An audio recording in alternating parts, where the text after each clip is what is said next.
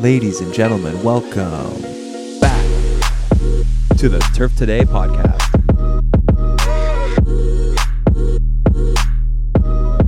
What's up? What's going on? How are you, sir? Not too bad. How about you? Hanging in there. I was just thinking, it's been 3 episodes now, and you've been recording from 3 different states. Yeah. Yeah. Yeah, Bunch of different traveling. time zones yep, you got it, man. You got So it. where are you I right got a now? hotel in Grand Prairie, Texas, between Dallas and Fort Worth. Ooh, there you go. Us Yeah. Stars fans down there, I bet. That's a big night for everybody down there. Yeah, no kidding. Yeah, that was that's tonight, right? Yeah. Is it Yeah. game one of the Western Conference? Game one, yeah, Dallas against Canada. Everybody's Oh, that's right. Edmonton, right? that's right. Everybody jumped on the Edmonton bandwagon, so it'd be exciting. But I think I saw a stat today. It was like 90% of the money in Vegas is on Dallas. So I think their odds are pretty good. Dude, I haven't seen anything lately. Dad was asking me, I was talking to my dad earlier this morning. He's like, "Oh yeah, did you see XYZ on the news?" And nope, No. haven't have not have not checked the news, haven't been able to see anything. So yeah, the only reason I knew Dallas and Edmonton were playing, I thought it was last night. I'm still trying to get my days put back together, but just checked it out to see if they were like tickets available or something like that. Just trying to figure out. I've got my son with me this trip, one of my kids Oh, that with would have me. been So cool.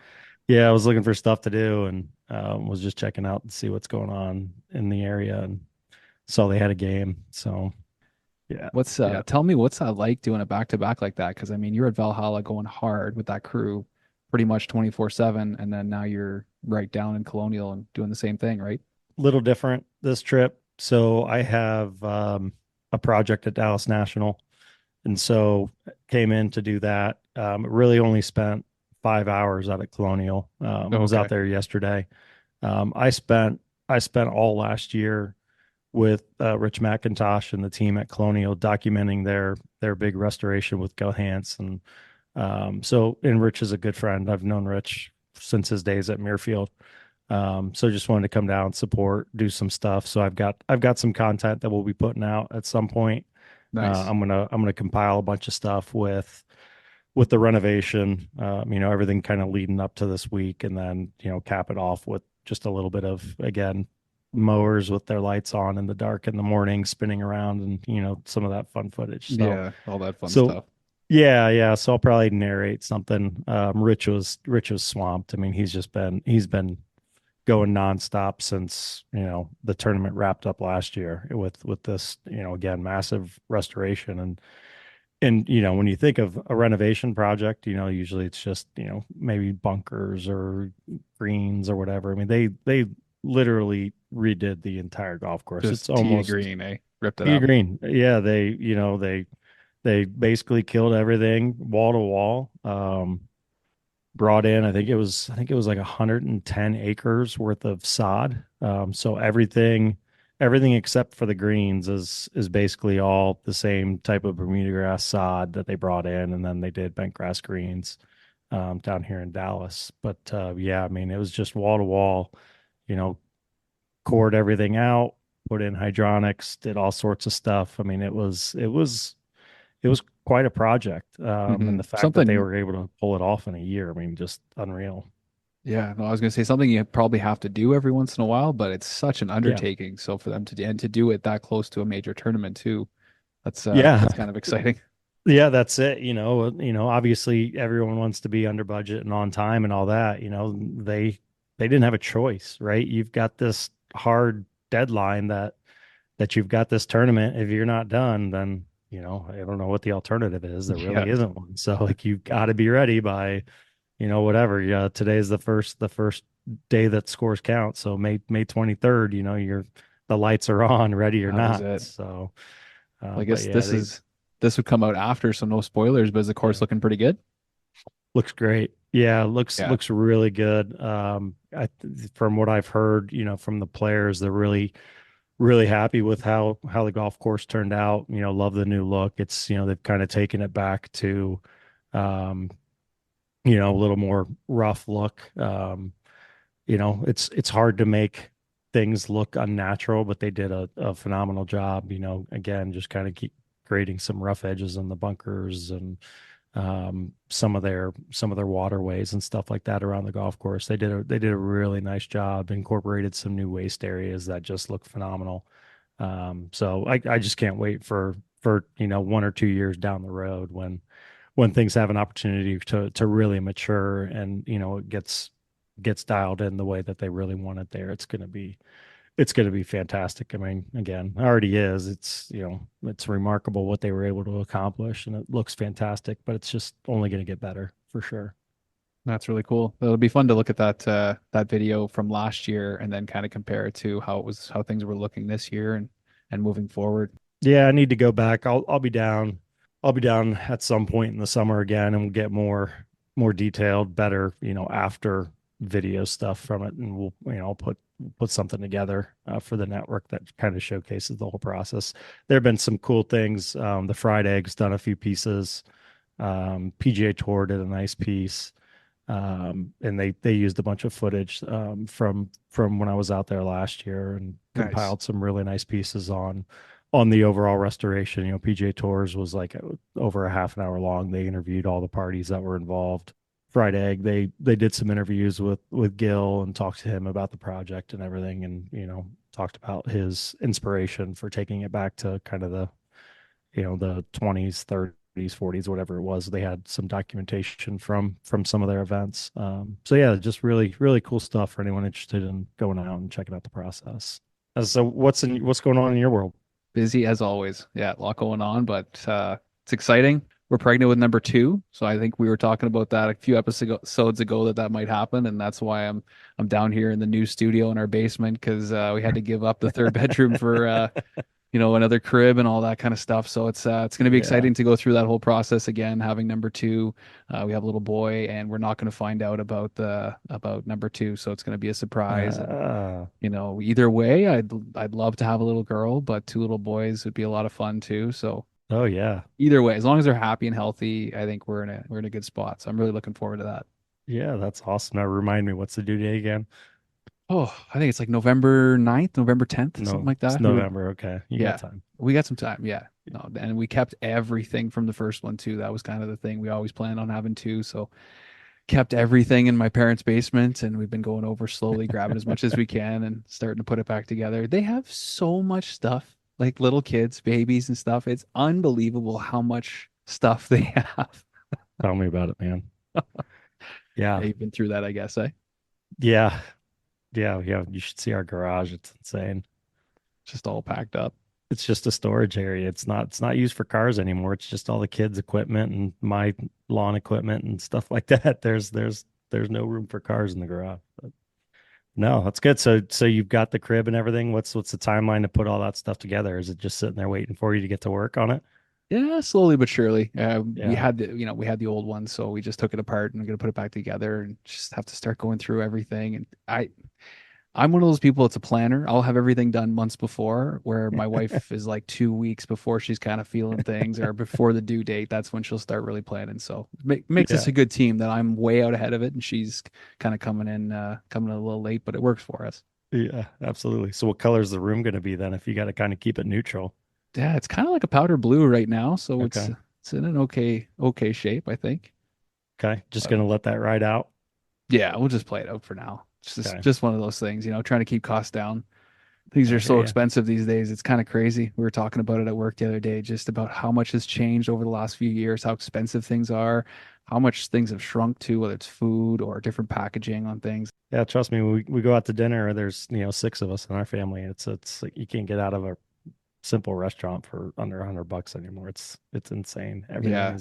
You're right. Everything is getting more and more expensive. It's crazy. You really got to pick your spots. Like you got to, if you're somebody that goes out a lot, maybe it's trying to, go out a little bit less or really pick those special occasions or trying to make the decisions on what to spend your money on. It's definitely getting more difficult. And I was talking to my buddy the other day, he's trying to buy a new car and he said it's so tough with the interest rates and how much the dealers add on to the cars and everything like that. He said it's becoming really difficult, and it's one of those things in our lives can be tough. And we talk Yeah. about it in our industry a lot, how hard greenkeepers work, the dedication and stuff, and how the wages maybe haven't caught up there, and it makes it tough for people to stay in the industry or really flourish in the industry.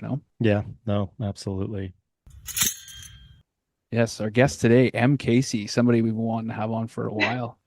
Thanks for joining us, Em. Thanks, guys. How are you? Not too bad, thank you. Are you still at the golf course right now? I just got home like 20 minutes ago. Nothing like just getting straight home and jumping Yeah, I on. don't have bourbon at the golf course, so Oh yeah, out of the that's golf fair. course. Well, you never know. It's Arizona, so you might have something at the shop. True. We're from Wisconsin, so we always have beer around, but Right. Where's Barley? oh, he's sleeping somewhere. Yeah, it looks like he's been getting a lot of naps in lately. Oh, well, it's been like 90 degrees and he's black and like there's not a whole lot of shade. So he gets some exercise out there. By the time we get home, I mean, he's 10. So like he's an old boy. Oh, there you Straight to are. bed. Yeah, he just came down the stairs and is like not thrilled that I made him get up. You guys are talking about me down here. What's going on? And straight outside. He just likes being outside. I feel him. Me too. That's a turf dog right there. Oh yeah. If we keep the doors closed, he's pissed. Like he just like cries and whines and then we let him out. So yeah, nope, just got home a little while ago. It's been a long week. We started greens aeration next Tuesday, so we've been getting everything together for that. Borrowing a Dakota because my mechanic broke ours this week. So Oof. Always something, eh? That sounds Right around fun. the important Right? times of the year. like the one time like I really need the Dakota, he gets it stuck in fifth gear and now it needs a new transmission. So great times. So you're able to make some phone calls and you found one nearby you're able to borrow? Well, so lucky for me, my fiance is also an assistant superintendent, so we just called his golf Nice. course and they're letting us borrow theirs for the week. Well, that's Yeah, it's nice. good to have that kind of connection Yeah. So do y'all talk turf at home? constantly. I think that's all we talk Yeah. about at this point. Yeah. Really? Well, Don't know what else to do. I mean, we've like always worked together. We owned a business together after college, so like we've always kind of like talked shop, but this is so much easier to talk about, especially now that we're not at the same golf course anymore. Because I can come home and like bitch about my guys or my super and it doesn't involve him, so he can just listen and be like, "Yeah, I get it. They suck." Like, Do you miss working with them though? Was that a lot of fun being on the same course um, together? I do really miss it because like it's nice to have like that person that you don't have to like you can just always depend on them, there's no question of whether or not they're going to be there if you need them. And it's nice to like have him around to run ideas by him and I just like trust him a bunch. So not having that is really difficult. But at the same time, it kind of made us each go our separate routes in the golf industry. So that's been kind of cool. And if I do have a problem or like I have a question or we're testing something out that they haven't tried yet, it's cool to be able to like bounce ideas back and forth.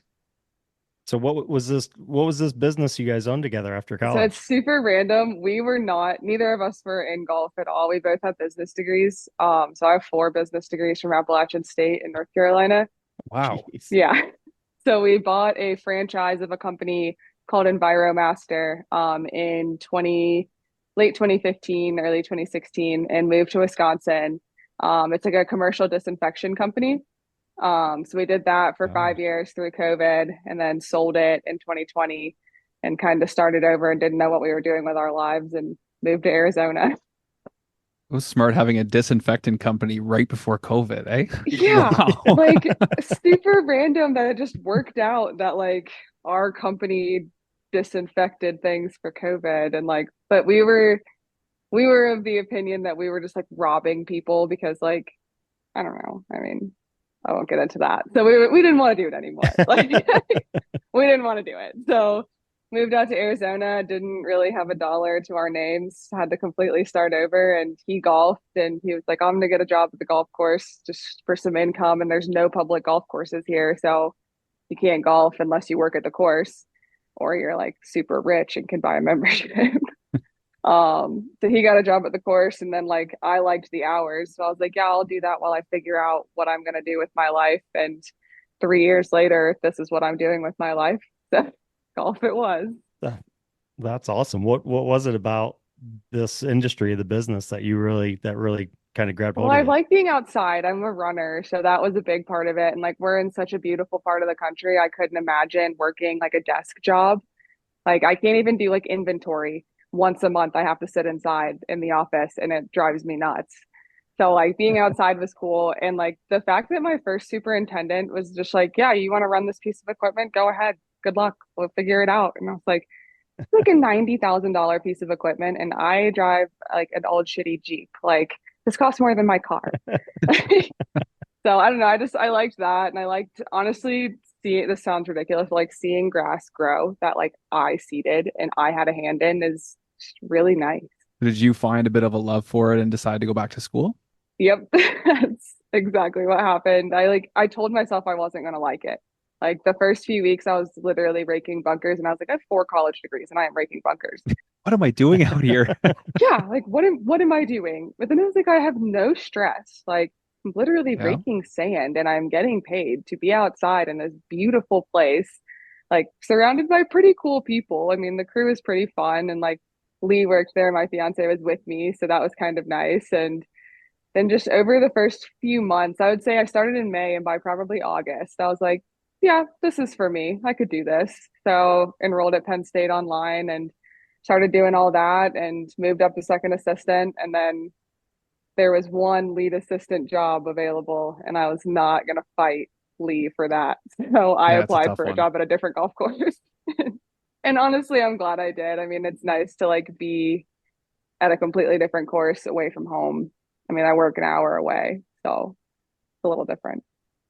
So what was it? What was the deciding factor to move to Arizona? Honestly, we like threw a dart at a map and just like picked Wow. Flagstaff. Like there was no plan. No way. Like, yeah. Wow. Like I drove through, so I took Barley on a road trip right after we sold the business and drove through Flagstaff on the way to the Grand Canyon. Never heard of it. I was in Flag for all of 8 hours, and most of them I was sleeping. And I was like, "Yeah, let's move here. Why not?"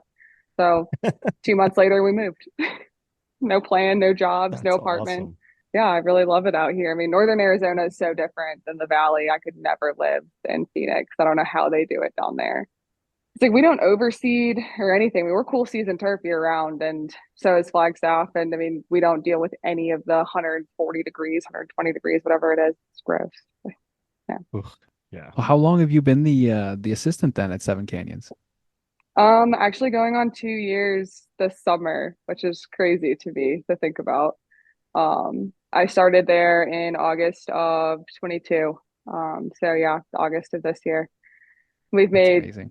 major changes. The superintendent's awesome. He's actually the super from my previous golf course, but he left before I got there, so I never worked with him.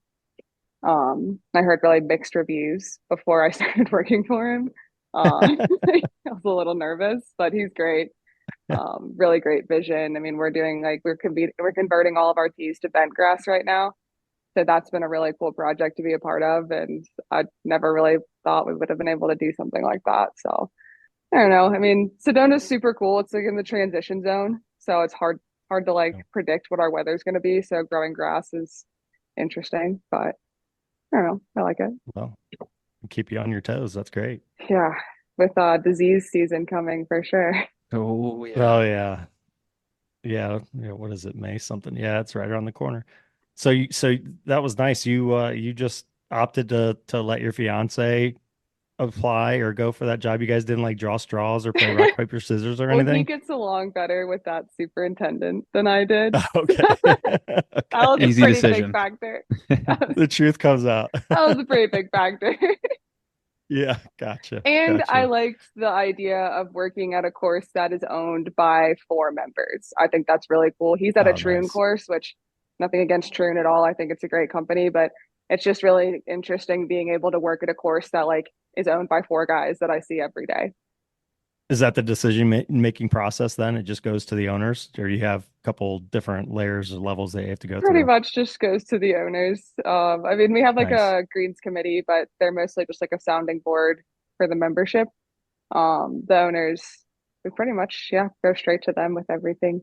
We have a GM, but still has to be approved by the owners. So, but they're Sure. It's pretty kind of cool. I mean, nice. they're just like 4 old guys that are like married and retired, and bought a golf course a few years ago and completely turned it around. I mean, there was no grass when I started. It was like just burnt POA. The old superintendent sprayed like triple rates of proxy, and it had like Oops. no roots. Like it was bad when we started. That's kind of cool though, eh? Imagine being able to own a golf course with three of your best friends. Right? It's And kind it's of so cool. weird when they're all hanging out because I never really thought they were friends, but then I see them all golfing together. And I'm like, oh, okay, you guys do like each other. Like, Oh, nice. It can go one way, right? Or one way or the other. You either yeah, get along really well or it really breaks up friendships and yeah. families. And they're all like super different too. Like, I mean, one's from Texas, one's from Canada, one's from Germany, one's from New York. So like they could not be more different, but Interesting. still pretty Yeah. cool. And like all corporate guys. So it's cool to like kind of teach them about turf too, because they have no idea what we're doing when we give them an order and they're like, why are you spending this much on fungicide? I'm like, well, so we don't get taken over by Pythium this year. Like, Want that grass to be green? yeah, exactly. Like, and we're like probably the most POA you would ever see in the Southwest is at Seven Canyons. Um, but it kind of thrives. So except in August, then it turns brown and everything dies. But I don't know. It's interesting. You're making it work. It's an interesting dynamic too. What about, is Yeah, this almost leading us somewhere? Or do you or Lee have aspirations to be a superintendent? Would you guys maybe ever work together again if that happened? I would love that. We've Yeah? talked about it so much. Like, if there was a golf course that was willing to have like two superintendents instead of having a super and two assistants, we would do it in a heartbeat. I don't know. We work really well together. As strange as that sounds, I don't think most couples like want to work together, but I I wish I still worked with Lee. Like he's more analytical than I am. Whereas like I'm not to like toot my own horn, but I'm pretty good at like managing the crew, whereas Lee is much better at like planning cultural practices and running all the equipment and training people on stuff and spraying. I mean, he was a farmer for forever. He farmed like 3,000 acres of corn, wheat, and soy. So he's got that pretty dialed in. And I'm still new to that side of things. So I think our strengths and weaknesses really work well together. So hopefully one day some golf course somewhere will take both of us in. That surprises me. You're don't consider yourself analytical. I mean, with 4 business degrees, does that experience help you at all in what you do, having those business degrees? I wouldn't necessarily say the degrees helped me at all. I think running a Yeah. business for 5 years definitely helped me become a better manager. Like I manage very differently than my super does. Like I form like a personal relationship with everyone on the crew because I know everyone needs to be managed differently. People like to be spoken to differently. People have different motivations. It's not like you can just treat everyone the same way and expect the same results. Just kind of what my super thinks I should do. A little old school. But yeah, pretty old school. Yeah, very. He won't listen to this, so it's No, okay. not You at can say all. it. Let me tell you how many times I've had to show him where the arrow is on his email to drop down and see all of his folders for his inbox. At least once a week, he's like, "Where? How do I see my folders?" The carrot That's sticking great. down. Like, That's great. so no, he will not listen. But I mean, our business, we had like between 10 and 20 people on our crew, and we managed Wow. a crew that ran route throughout the entire state of Wisconsin, and they were in my work vans and work trucks. So if I could manage 10 to 20 people in my vans around the whole state, I think I can handle 20 guys on a 200-acre property. Like it's a little easier to find them. We don't have cell phone signal at my property though. So Oh, you're all kind of radios? dead to the world. We used to only have 4 radios. So when I first started, if something broke and you were stuck, you were walking pretty far till Hmm. you found someone. So now we have Sounds kind of it nice. is Yeah. honestly like it gets you away from everyone and like it kind of forms some bad habits though. Like I don't even look at my phone anymore. So I have like 700 unread text messages that I'm just probably not going to read. If they really need you, they'll reach out again, right? Yeah, like send me like I don't know, like snail mail maybe, like send me a postcard. Might read that. Like, but yeah, I mean, I take pictures all day, but I don't do anything with them until I get home, and then by that point, I don't Yeah. even want to look at my phone 'cause it's bedtime. Like, You have um, a beautiful backdrop with your course. I know you've posted some great shots. We've shared online like some amazing backdrops with the mountains and everything out there.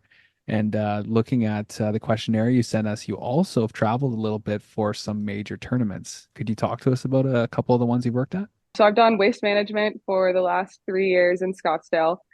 Super cool. It's close to home. And some guys from my crew always come down, and waste management's a party. Like it is a wild time. Well, you've been there the last 3 years. Has it not became a bigger party every year? It's, to be honest, it's gotten out of hand. Like, I mean, when you've got fans telling the superintendent to like go fuck himself, like, and that, but she did fall immediately after saying it, Oh, which was even nice. better. Good. Like, flipped in the mud, just face Karma. down. But I mean, That's excellent. it was definitely out of hand this year. Like, even for us, I mean, you guys know, like when you work a tournament, you usually go back out at like 5 p.m. We weren't getting out onto the course until almost 8 o'clock at night because they just couldn't get the people out Wow. of there. And it was Gosh. insane. But I mean, Brandon, the director, and the supers that work under him are amazing. I mean, they run a tight ship, but they keep everyone really motivated throughout the week. And like this year we had rain the majority of the week, which Right. was not expected. They had like two squeegees for the entire crew, and we were like, Oh so what do we no. do? Yeah, they don't get a lot of rain down there, do they? No, especially not all at once and in February. Yeah. Like, so Right. I don't know if you guys saw the videos, they were using like bunker rakes to like push the water off because it was the only That's all option. they Like, had. Yeah. Man. um, so I mean, but waste management's fun. Lee and I, he's worked it with me as well, and this year they partnered us together, which has never Oh, happened. nice. They've always had us doing different jobs, but we were partners for morning jobs, which was pretty fun. Took a lot of the stress away. Like you get a partner that's like a little college kid, like a freshman, and they've never done any of this before, and you're like, well, now I'm doing all the work. Like I'm loading the trailer with the Yeah. mowers and I'm putting the brushes on, and so I mean, it was nice to have Lee there with me, but he doesn't do the players, and I've done the players twice. So Sawgrass is the most pristine golf course I've ever seen. Like not So a the blade of pictures are grass out of real. place. It's a real golf course. It's real. It's Yeah. real.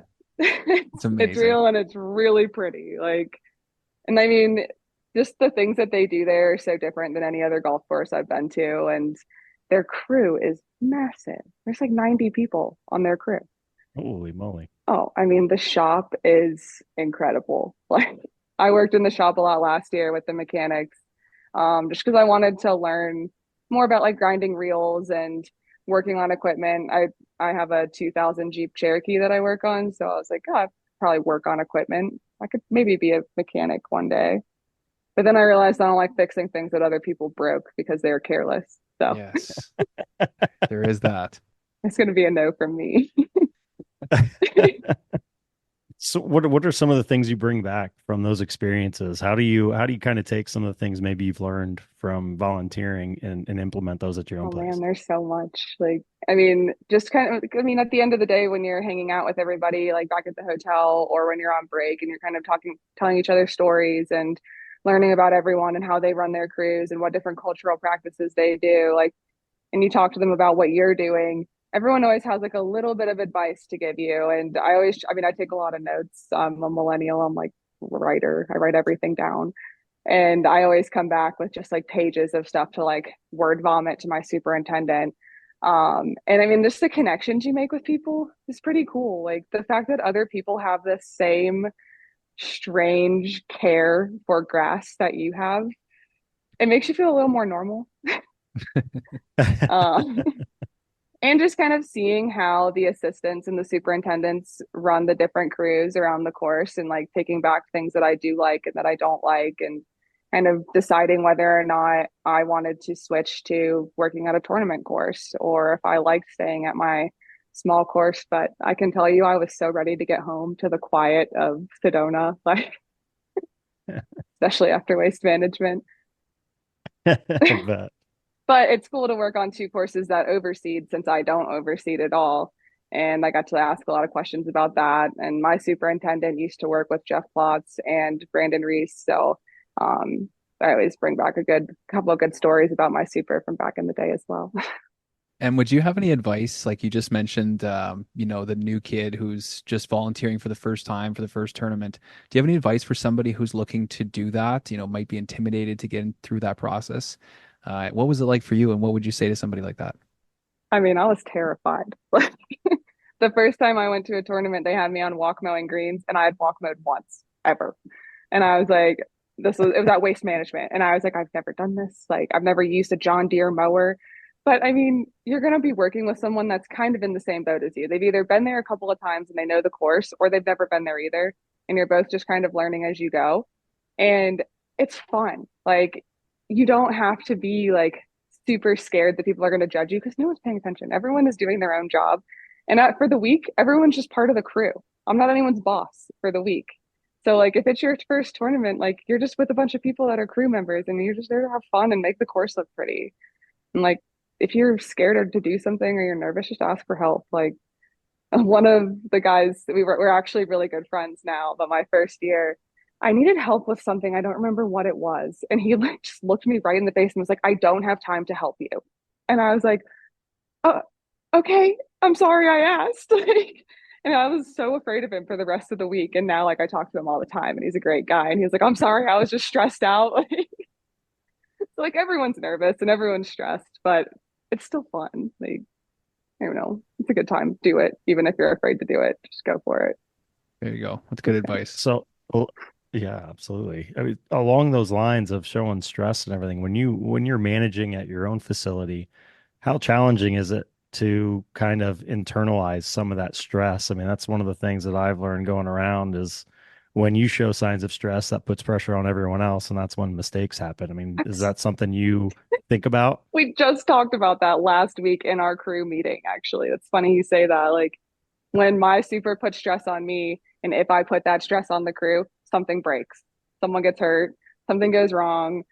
It's just unnecessary. So I mean, I think my crew knows that like I try to take on the majority of the stress and not pass it along to them because at the end of the day, like I know it's grass. Like I know that we're not saving lives, we're making a property beautiful. Like our job is to make a place look beautiful and play really well. I'm not going to yell at you. Like, I'm not a yelling person. I think I'm much more of I'm going to try to reason with you and explain why this is important type of person.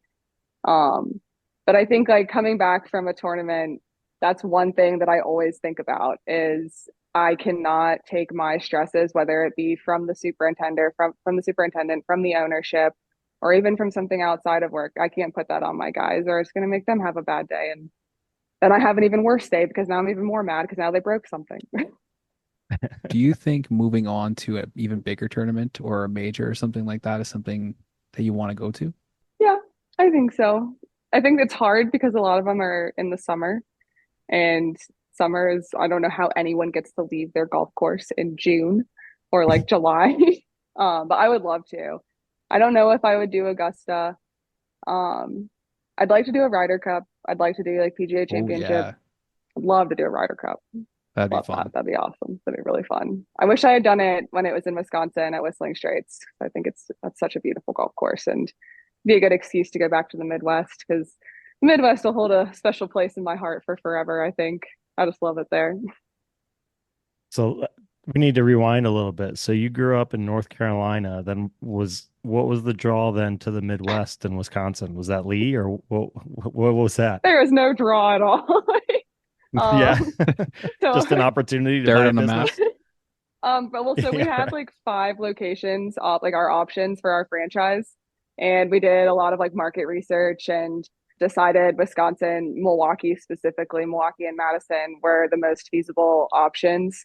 I mean, the other ones were like Birmingham, Alabama, and like Las Vegas. And who lives in Las Vegas? Like, no one. Yeah. Like, that's not like a place you live. Like, No, um, it's a so weekend trip. yeah, like that's like you go there for fun. You don't go there for work. That's just no. But his family's all up in Indiana too, which was kind of nice. So we had okay. family kind of close. But I mean, we kind of did the same thing. We went up there for a night and we were like, yeah, I guess we could live here. Why not? And then we moved. So I Love don't it. know. I mean, we'll probably stay in Arizona for a while. I don't know. It's nice here. It's a little different. It's not the East Coast, and no one just pops in to visit you without letting you know because you're kind of in the middle of nowhere. And this is like the mecca of golf too. I mean, there's 250 golf courses in Arizona, and then we've got Yeah. beautiful courses in Utah and stuff right north of us. So who knows? I don't know. You guys have some unique situations down there. One of the most famous things, or one of the things you're probably most known for on social media, is the javelina. Because I know that that video got just sent all over every golf account, all over the world. Please tell us all about that, because it's very unique. So it's, well, first it's pronounced javelina with an H. Javelina, pardon me. Yeah. So it's kind of like jalapeno, javelina. Right, right. There you go. So yeah, that's been quite the challenge actually. We kind of got a break from it right now because it's coming out of winter. The javelina typically go south. They like migrate. Yeah, they destroyed my golf course. We lost about 4 acres of grass. And we grew it all back. We have actually, I took a picture today and the course looks amazing. I can't get over it. Like thinking back to 6 months ago and just how miserable everyone was. I mean, every single day we would come in all 8 hours, my entire crew would be on their hands and knees flipping over grass, like just taking little pieces of sod and fitting them back together like a puzzle that didn't have a right answer, and knowing that someone was just going to come in that night and just destroy it all again. It was awful. There was a lot of tears, not just from me, actually, from the entire crew, from the members. I mean, it was awful. But we ended up starting a program with Game and Fish, and we built traps and we started trapping them and removing them, relocating them like 40 miles down the road. And then during hunting season, we got to hunt the property, which was kind of fun. Never done that Wow. before. So I was like a hunting It's a guide. good way to get interns. I mean, we just got Tell our them you can first come out and one. hunt. Right? It was kind of cool. Like, but so javelina are protected in Arizona. They're considered big game. So they're basically an elk. Like they have the same like status as an elk would. So you can get a tag for a single javelina. You can kill one. And we had about 300 on the property. So like, Oh, gosh. geez. Just walking around, trying to pick out the biggest one, pretty much. find a leader. Yeah, I mean, and I could take you right to them. Like the people would come up, they'd call me and we'd set up a hunt, and I'd be like, "Yeah, just let me know when you get to the gate, and I'll be with them, and you can just come find me." And we would, I mean, the first group that came out, they were in and out in less than 10 minutes. Like, just got them and left. And I was like, "All right, cool. Like, let's keep doing this every day." Yeah. This Tell is your great. friends. Yeah. So we worked with, I mean, it's kind of sketchy though, because like you're hunting on fairways, like you're shooting an animal Mhm. on a fairway of a golf course, which is typically illegal, but it's a private course and it's within a hunting unit. And if you're more than 400 yards away from a house, you're kind of good. So we did archery on property and rifled just over the property line. And I mean, I felt a lot better about it. Once we got to start doing something. But yeah, I mean, we started doing a bunch of different cultural practices to try to get the course back, and ended up going with a double verticut, triple rough mow, seed, sand, drag, rinse, repeat over and over again until it finally all started to grow. A lot of fertilizer. Yeah, it was wild. I'll say that. Had some people coming for me. I thought PETA was going to come after me for a while. People were like losing their minds. Y'all need to chill. Like, I'm not doing anything. Yeah. One of the things that I noticed on your little submission form that you sent in was just I got the sense of pride from you, and you talked about your short game area, and just listening to you talk about the javelina and the recovery from that. I mean, how cool is it being able to see something all the way through from start to finish, or to see the damage that you had and now taking pictures of it today and it's pristine? How gratifying is that? That's like honestly one of the reasons I like my job, is just scenarios like that. I mean, the short game area was huge for me. It was just a dirt patch with a bunch of trees. And when I first started, my super like showed me a drawing that he had physically drawn himself on a sheet of paper. And he was like, "I want to make this in this spot." Like, yeah, okay.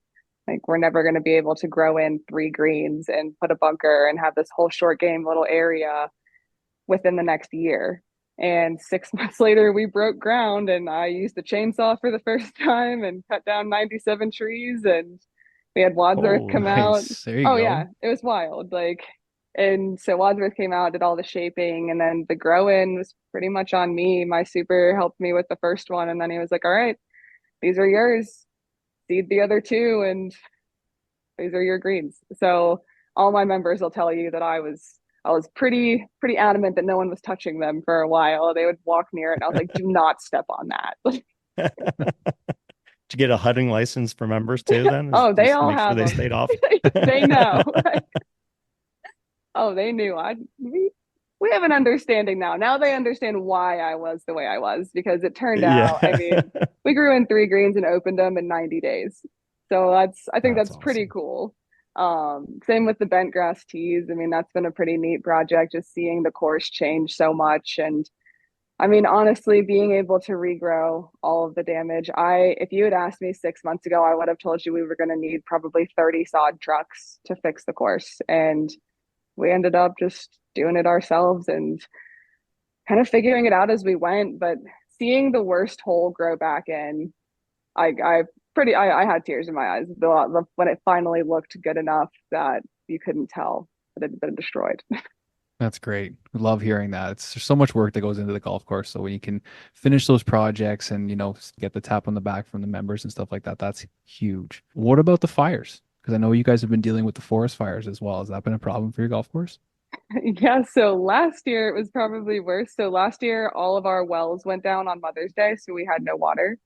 And it was fire season. And typically the wildland fire departments dip into our lakes, and they take water from us, where they set up pumpkins, like big, like baskets basically filled with water on the driving range. And they drop down with the helicopters and pick them up. Well, they weren't able to do that. And the fire was right over the mesa in Secret Canyon.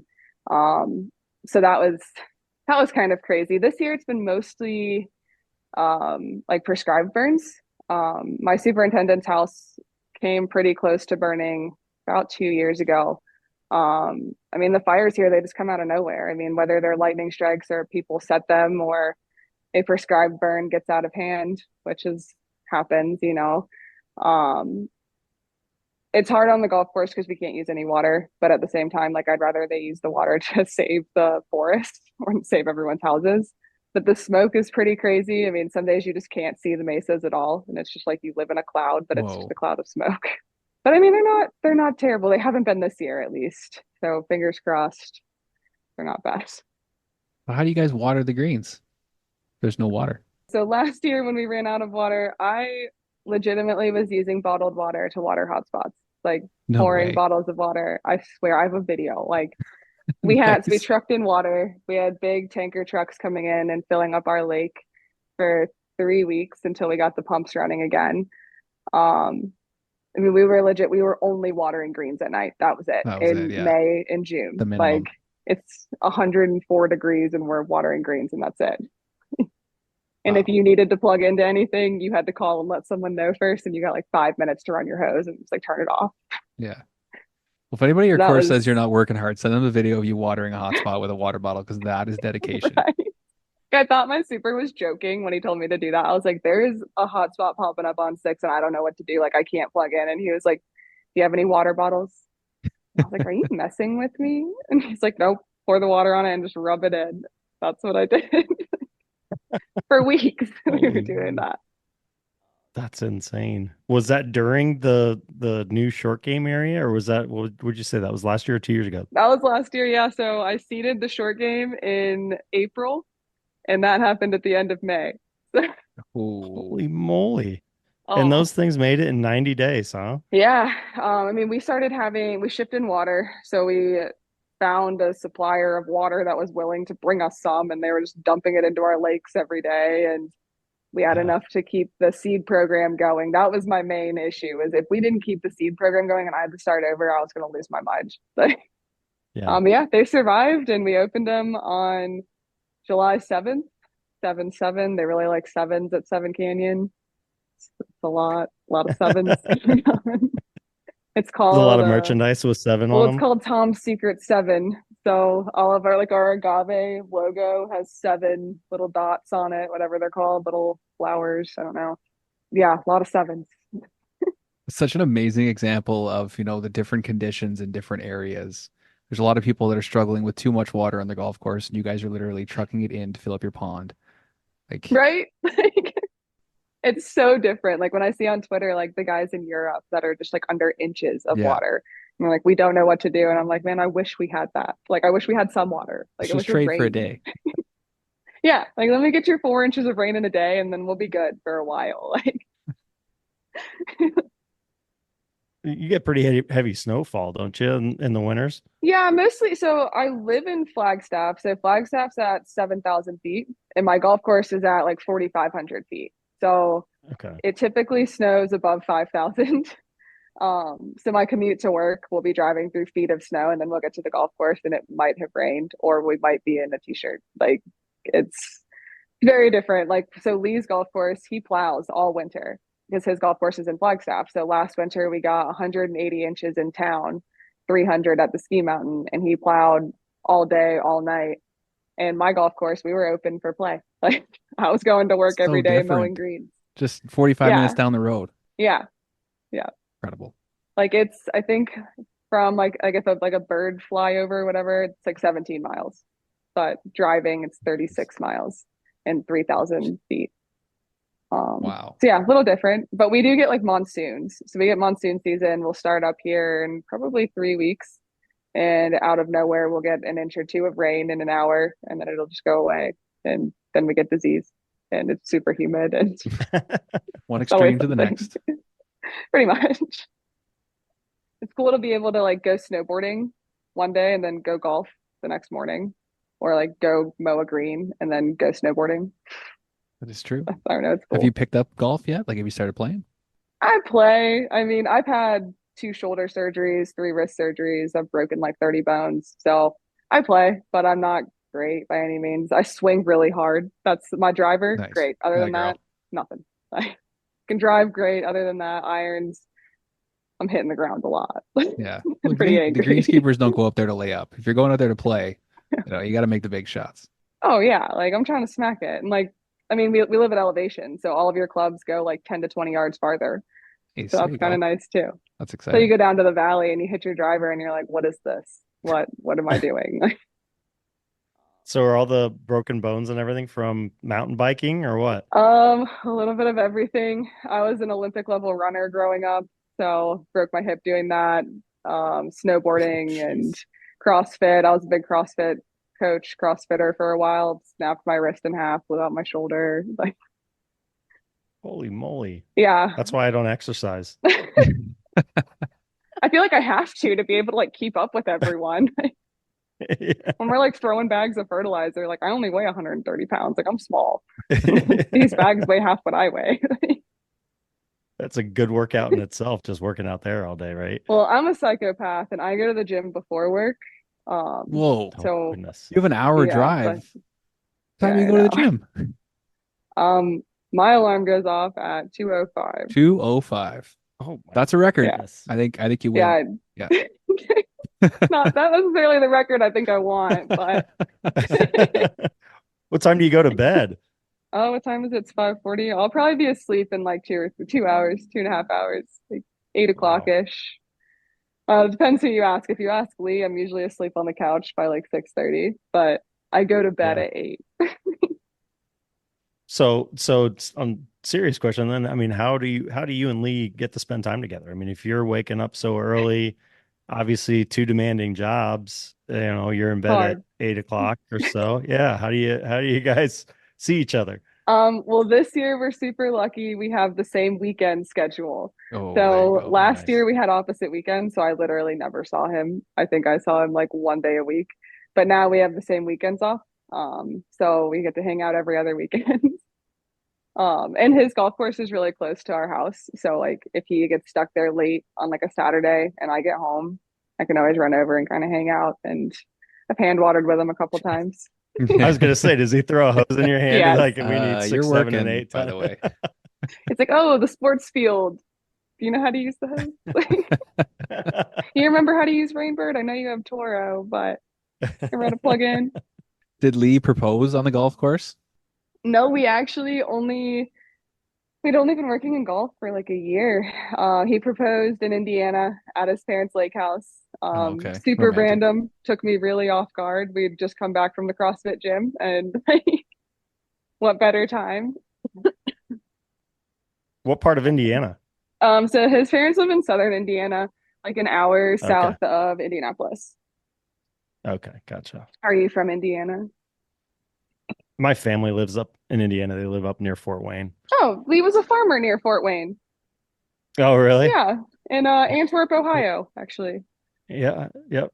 Yep, I know exactly You where know where that that is. is?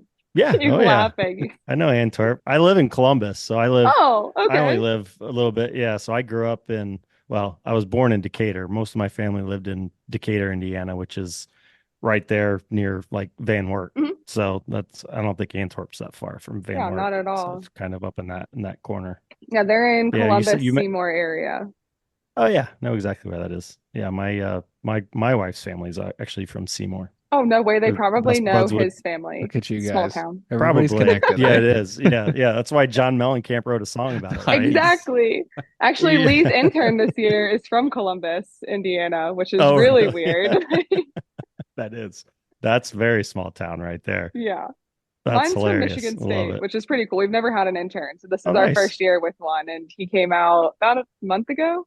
Awesome kid. I'm He's- so excited to have interns now. Like, if they can all be like this kid, he's great. So yeah, so how do you go about the process of finding interns? Obviously, there's a big demand for people. How'd you go ahead and get an intern? So our course had never had one because there's no housing in Sedona. Like nobody lives in Sedona. It's a tourist town. It's expensive and people just you can't live there. But Lee's superintendent reached out to my superintendent because they had their intern from last year had a friend who was looking for an internship, but Pine Canyon, Lee's golf course, had already accepted their intern for the year. So he sent him our way.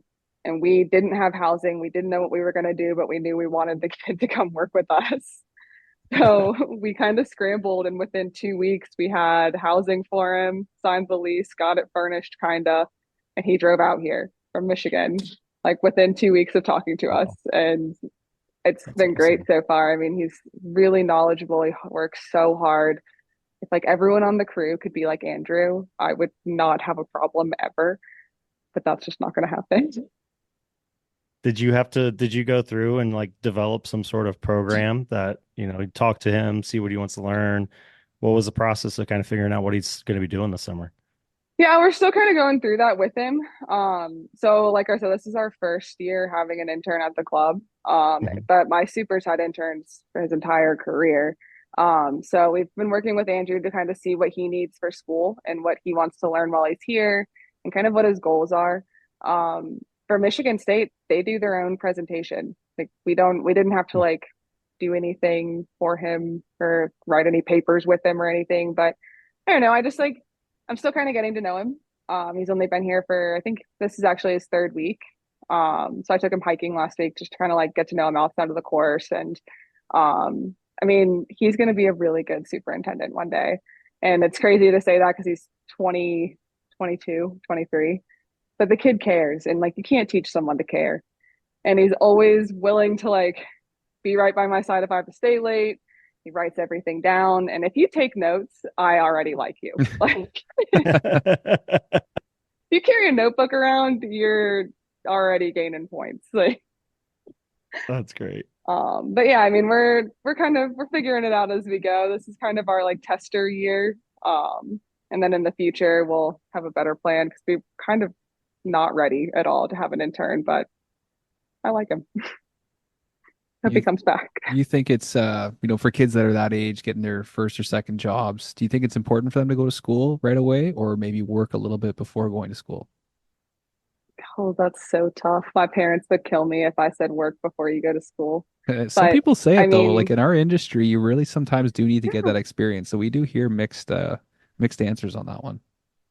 I mean, I didn't come from the turf industry. So like if I had known about this when I graduated high school, I mean, I don't know that I would have done it right away, but I think it would have piqued my interest. But I didn't even know that it was an opportunity or an option or anything. Like my growing up, my parents were like, you get a white collar job. You go to college, you get a white collar job, you work in an office. buy the house with the white picket fence and like have a family. And I was always kind of like, well, I don't want any of that. Like, I don't want the white picket fence. Like, I want 10 acres somewhere. Like, I don't want I don't want to work in an office. I want to do something different. Um, so yeah, I mean, I would say trade school if you're going to go to a school. I mean, you'll make more money and you'll have less student loans. But if you're going to work on a golf course, I don't think you need to go to school right away. I think get some experience, kind of see what you do and don't like. Because what if you decide you want to be a mechanic or you want to just like focus on the science side and you don't like the outside part of it? You don't like working on the course. You want to learn more about diseases or different turf types that you can grow and go work on like a sod farm, or work with like seed research. There's just so many opportunities that you don't know about if you just go straight to school right away. Absolutely. You mentioned, you think your intern's going to be a fantastic superintendent. One of the questions I love to ask people is, what do you think it is that makes a great superintendent? That is so hard. It's a great question. It's a great question. I mean, well, so I've only worked for two superintendents as far as like on my own golf course goes. Like I've worked for a few at tournaments and like obviously I've seen what I do and don't like in them. But I think especially now with the age range that we're working with and like Gen Z coming into the workforce and just like having a superintendent that's able to adapt to their people, to their crew, and to understand their needs and how they learn and to be willing to teach people. I mean, I'm willing to teach you. I'm not willing to teach you 17 times how to do the same thing, but I'm willing There's to a teach. limit. Yeah, exactly. You can't keep wrecking the rough mower in the same place every day. But just, I don't know. I mean, I really like that my superintendent lets me run with my ideas and lets me experiment, and I kind of learn as I go. And I like having those freedoms. So I like having a superintendent that's not super micromanagey and lets us make our own mistakes and also have our own wins. You don't really get that kind of autonomy in most jobs. It's a big job, and I think there's a lot of people that maybe aren't qualified but find their way there, and other people that are overqualified and don't find their way there. So it's a lot of work that goes on, a lot of help along the way. And I think what you're doing, being an assistant, learning as much as you can from your superintendent, turning around and passing it on to somebody that's learning and working their way up. I mean, you're doing everything you possibly can to kind of help both sides. That's great. Yeah, and it's cool. I learned from him too. I mean, he's worked at different kinds of golf courses than I have. So it's cool to be able to learn from him and his experiences as well as teach him from what I've learned. Like we can all learn from each other. That's why I like this industry. I mean, our networks are huge and we all have so much in common and it's cool to be able to help each other out. Like I said, we had to go borrow a Dakota to top dress greens after aerification because ours was broken. And I would never be able to do that if we didn't have such a good network and our superintendents and assistants didn't support each other. And it's the same thing with your intern. I mean, you have to support them and they support you. I mean, they work hard. Interns work hard, I mean, they put in some hours. But I mean, it's cool to see them grow and like the interns that I've had in the past, seeing where they've ended up and the courses that they're at now and the assistant jobs that they've taken. It's cool. It's cool to see them succeed and to know that you had a hand in it. You've helped people kind of learn things and take those next steps. What do you think it is that you still need to learn in order to make your take your next step? A lot. You're always learning, right? Yeah. Always learning. I mean, what's crazy to me and like what's been really hard for me to wrap my brain around is that there's no right answers in turf. Every superintendent has their own way of doing things and they all work or they don't, I mean, obviously they don't all work, but I worked for two superintendents that worked at the same golf course and they did things completely differently. And that's what I'm still trying to wrap my head around is that the way that I like to do things isn't necessarily the way someone else likes to do it, but both ways can work. I'm also still trying to understand the spray side. Like I get it. I know how to spray, but there's just so many different fungicides and insecticides. And I mean, there's so many. How do I pick which one I like the best? How do I know which one's going to work for my golf course? I mean, everyone's got their own opinion on it. That's what I struggle with the most. I think as far as being a superintendent and communicating with both my members and my ownership, I think I can handle the business side of it. I come from a business background. It's mostly the science side that I'm still learning. So that's why I'm glad I'm at Penn State online and like learning from everyone there, and the professors there are great. And just using my network and asking questions if I don't understand something, I'd rather ask than do it wrong and kill all my grass. Like, It's a surefire way to be forced into a new career. imagine just like nuked my entire course. Like, oh, Yeah. sorry, I didn't mean to throw bassinet everywhere. I thought it was something else. Just fumigate the whole place. Yeah, you get the animals are doing a good enough job doing that for you out there, right? You Yeah, don't I need don't to need that. We already sprayed chili oil all over the golf course trying to get them to leave. Nice. Is that one of the home remedies that's supposed to keep them away? Yeah, so I ordered million Scoville unit chili oil from like Amazon. I'd like sign a waiver when I bought it, Oh, right. and we poured it in our sprayer. My poor spray tech, the other assistant is also our spray tech, and he was like suited up, Tyvek suit. He had like the gas mask on because like the chili oil just got in the air and like it was just on you. Like your skin was burning, your eyes were burning. It was all you could taste. And the pigs just loved it. I was like, are you serious? Oh man. They're out there laughing at It you was like we guys. just like seasoned everything for them. Like I was Yeah. so mad. Oh my gosh.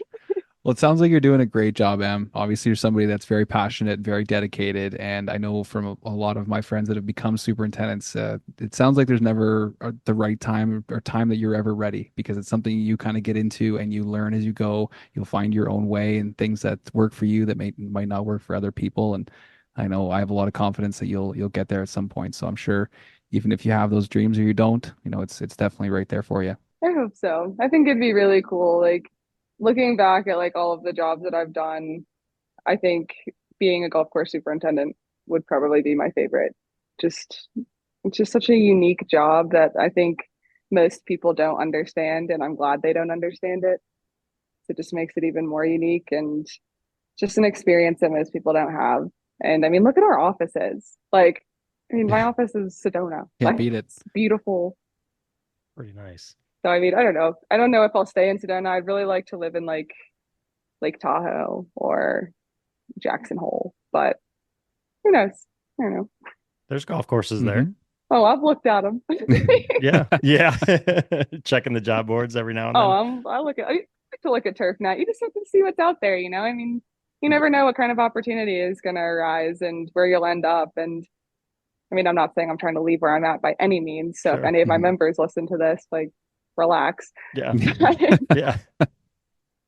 Well, that's part of the industry, right? Moving Yeah. along. I mean, that's, I think most superintendents that we talk to, they take more pride in moving their people along than any rankings or anything like that. So, I mean, is that something, I mean, is your superintendent taking making a concentrated effort to essentially give you the tools? I know you said, he kind of lets you learn things on your own, but is he preparing you for that next step? Is he open to finding positions for you? Anything along those lines? Oh yeah, definitely. Andy Huber is my superintendent, and he's probably one of the most knowledgeable people I've ever met when it comes to turf. He went to Purdue.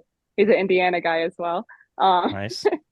um, and he's worked at so many different courses, done so many grow-ins, and his stories, granted, they are long and drawn out, but I always learn something from his stories.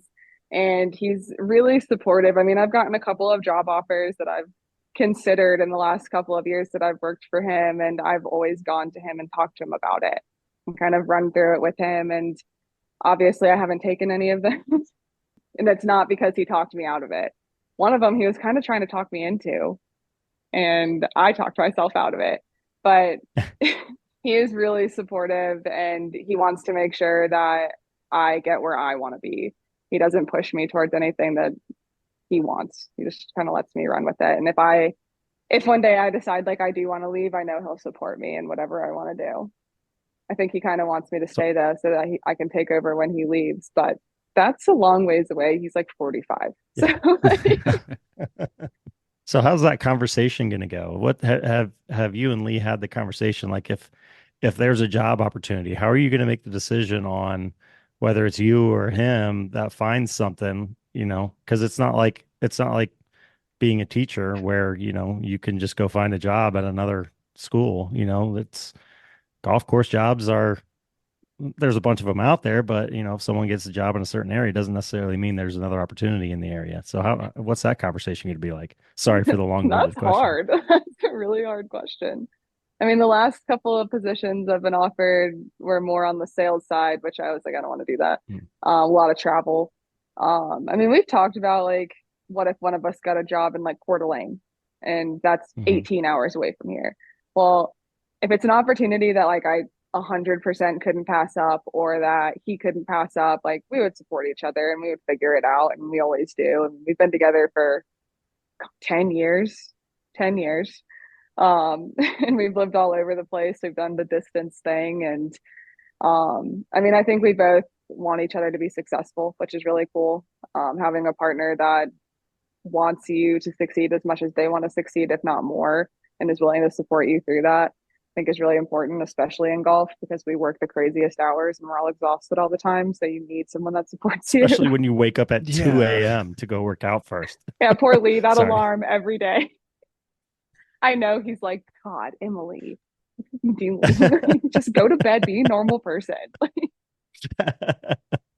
You're psycho. No, I think we would support each other through it and just kind of figure it out. I mean, ideally, like I said at the beginning, we would both be offered jobs at the same course, but I know that that's very few and far between. Being able to work at a course together in general was crazy to both of us, that someone hired us both. Sure.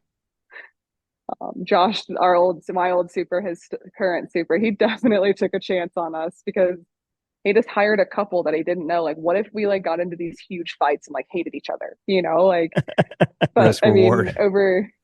yeah, like over the course of like the first year we worked with him, he was like, I don't know, do you guys ever fight?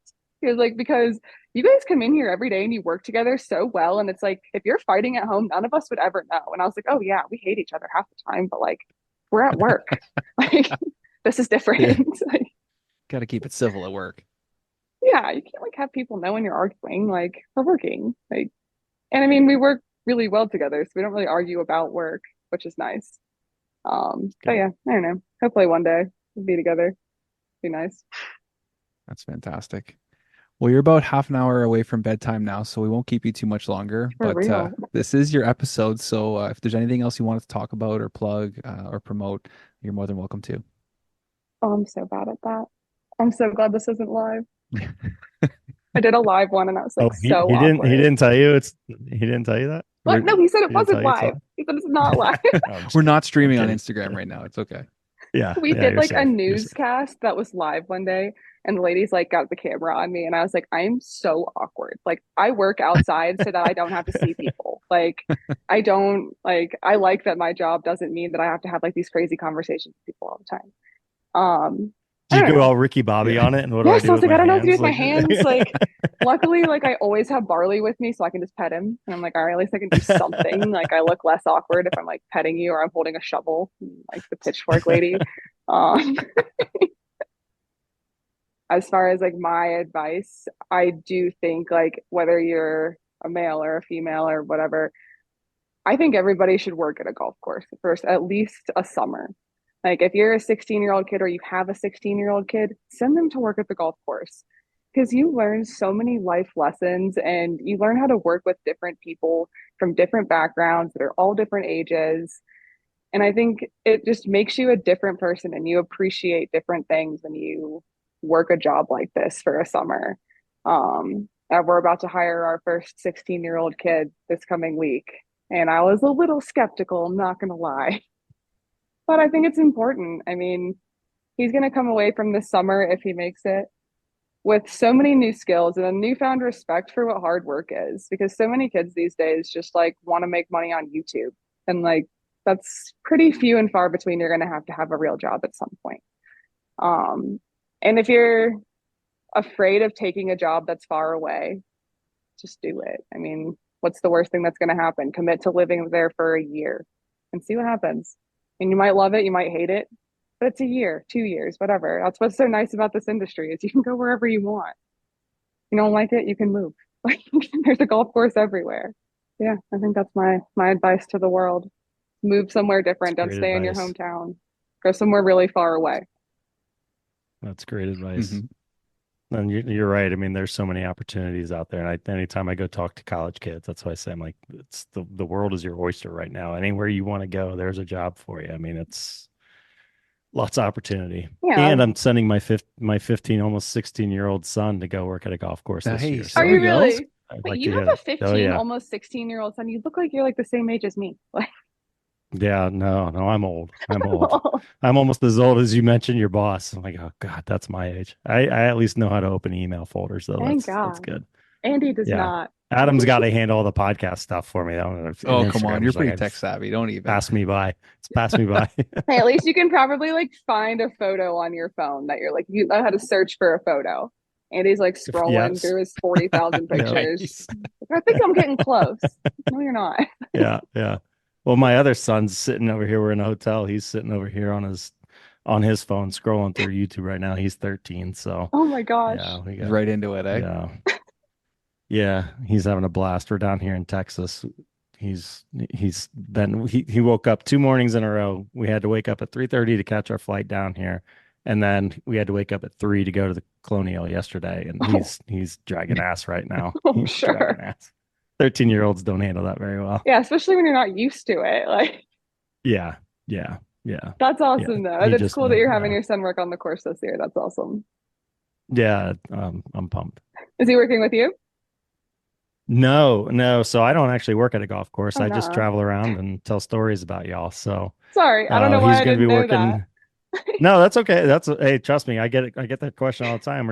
You're a superintendent or used to be? I'm like, no. My dad was. That's how I got into this business. But Oh, that's cool. he's going to work at Muirfield Village. So Oh, okay. No way. Nice. I'm excited to go. Yeah, I'm excited to go to the memorial here in like 2 weeks, and I'm gonna make fun of him, put him on camera all morning as I'm documenting everything going on out there. Make So sure he mows really straight lines.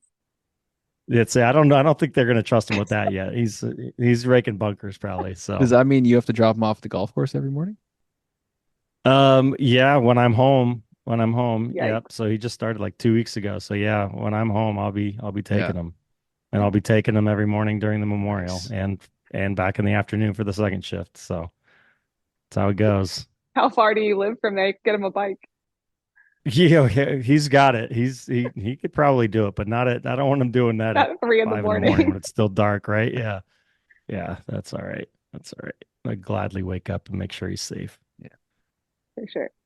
All right, Em. Well, we really appreciate you joining us today. This is a fantastic one that I've been waiting for a while. I know we had teased it at one point to some of our community Sorry. there, so it's nothing to do with you. That was more our issue, but I think people are going to love your interview. It's nice to put out more of your story, and yeah. Yeah, for sure. Thanks, guys. I appreciate it. Thank you. Yeah, thanks so much for coming in. Yeah, for sure. Thanks for having me, guys. We'll have a great night. I'm probably going to go take a shower and go to bed because I'm crazy and have to be up in 8 hours. I don't know how you do it. Yeah. One day after I'm another. surviving. Exactly. Yeah. Self-motivated. That's impressive. Something like that. Poor Barley. I like drag him to the gym with me and he's like dying. He's like, what are we doing? Oh my Like, gosh. why are we in No here? wonder he's asleep on the cart all the time. He gets up early. Guy gets up at 2. Yeah. Oh yeah, he goes and Poor he lays on the guy. floor at the gym and I lift and he watches. That's Nice. awesome. That's so Nice. cool. He never leaves your side, huh? Not really. He's right here right now. That's Looking at me. awesome. You want to get him on the camera? That's awesome. Yeah, and he just walked outside. True dog of turf. Is he right? Is he right? I'm tired. Oh, Hey, there he Barley. is. Hey. He's tired. He's so What kind of over dog it. is he? He's a pointer greyhound mix. He's just like long and wow. lanky, super awkward looking. Beautiful Right? Can you though. say I? Oh, thank you. Yeah. Okay. He's like, leave me alone. It's like, I'm okay, tired. I'm 10 years old. Leave me alone. I've been doing this long enough. Yeah. Like, you always have your phone in my face trying to take pictures of me. Yeah, right. That's awesome. Awesome. Well, cool. Well, Well, thanks, thank you so guys. much. Appreciate all your time, Emily. It was fantastic to meet you here virtually, and hopefully I'll be able to swing by and Yeah, for sure. If do you some guys other are stories with you. ever in Arizona, please hit me up. Like, we'd love I'd to love have you to. out at the course. Come play around. I mean, why not? That'd be awesome. We'll Absolutely. put it on the list. Well, thanks, Yes, guys. absolutely. Appreciate it. Talk to you guys Cool. soon. Yes. Get some sleep. Okay, take care, Em. Yeah. See you guys. What a great interview. Dude, she's awesome. She is. Yeah, fantastic. That was a cool story, backstory of getting into the industry and just kind of bouncing around, and I love it. Yeah, it sounds like somebody who's very Finding a fit. hardworking, right? Like she's moved up very quickly, learned No a lot question. quickly, like come a long way. So I think I still think she has big things in her career. Oh, absolutely. I mean, again, to just have that self-discipline to wake up at 2 o'clock every morning and go Nuts. work out. And I mean, you can tell she's definitely passionate about what she does, and yeah, definitely big things coming. Most people we've had on this podcast, if they had said, "Oh yeah, I get up at 2 a.m.," I'd look at them and say, "You're fucking lying. Like no chance." But I believe her, honestly. Oh, 100%. 100%. Yeah. Like, gosh, I'm tired just thinking about that, waking up at 2 o'clock in the morning. Yeah. No, I used to brag all the time. Oh yeah, I get Every up at day. 3:30. Got to be at the course for like 4:45, But to get up Yeah. at 2 a.m., that is Yeah. So yeah, there's nothing to brag about, right? Getting up that early, like, it's just not fun. oh, that used to be my bedtime back in the day. Yeah, I know, right? Call of Duty Yeah. days, yeah, 2 a.m. That was an early night. See, I don't consider myself a night person or a morning person. That's like, if I could go from about 8 in the morning till 10 at night, I'm golden. That's a sweet Just spot. golden. Yeah. Fortunately, I have the opportunity to wake up early, just like you, right? Yeah. I get to go and enjoy some of these great places. Absolutely. I just wanted to mention before we get off here, we did have the Toro winner of the big Oh, giveaway yeah. we did. It was Steven Espinoza. And that was a good one. I think we're going to have a lot more of that Outstanding. coming too, because that was the first one we had done with Toro. And they've been a great partner of ours. So I think that's something we're going to keep going. So keep using that hashtag Toro Tuesday and the hashtag Toro Golf when you post stuff on Instagram. Because as you've seen, Toro doesn't have a golf account. They just have the Toro company and they share a lot of golf stuff. So if you're using those hashtags, they may pick up some of your content and share it. So it's a great way to get yourself your own account or your golf course's account out there. They're looking for content from all over the world. So it's reach out to them, send them stuff, and we can also put stuff out there. But using those hashtags is a great way to kind of get in their face and show that you're using their equipment. Yeah, great partner. They've been great partners for a long time, great equipment. So it's awesome to see them supporting this, and absolutely keep using that. Is that something we can keep doing on Twitter too? Can we carry that over to Twitter? I don't see why not. Start doing that through ours? Yeah, like All they right. have a big presence on Twitter. Right? The Toro Golf's Yeah. always been their biggest account. We've been trying to help kind of boost them a little bit on the Instagram because they just have the major account. When we talk to everybody at Toro, they love the golf course maintenance side of things. They really enjoy the industry and getting to work with everybody. So the more that you can help them out and put out content with their equipment, the better it's going to be for our industry. Absolutely. Well, sir, I'll let you go and enjoy the rest of your night with your son and Thanks, buddy. get some sleep. I know you guys have a busy schedule here coming up. Yeah. Tomorrow we're sleeping in. Yeah, I can't wait. nice. There you go. Yeah, nothing on the docket tomorrow, so That's we're good. gonna sleep in. That's So, awesome. It's been fun. So we got just a couple more weeks of this grind and some downtime down the road. There you So go. We did get a lot of Sure, people we'll find reaching something out else. about Thomas Bastis. He was, yeah, what's the reception been? man, what a great, first of all, what a great interview.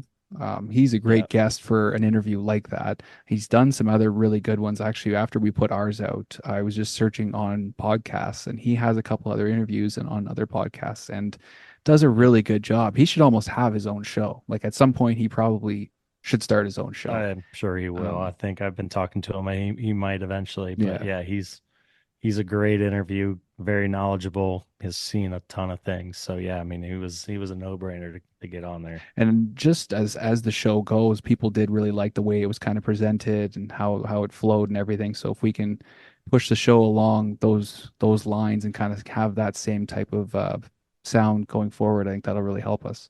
Yeah. I don't even know what we did different or special or anything. So Maybe it was all him. I don't know.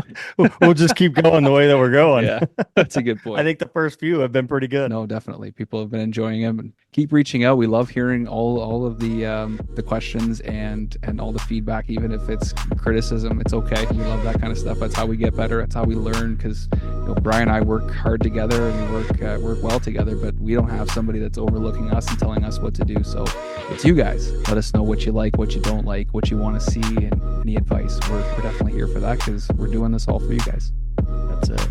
Don't hesitate. out. Instagram, Twitter, email, wherever. Everybody out there, keep those reels sharp. We will see you guys next week. Be good.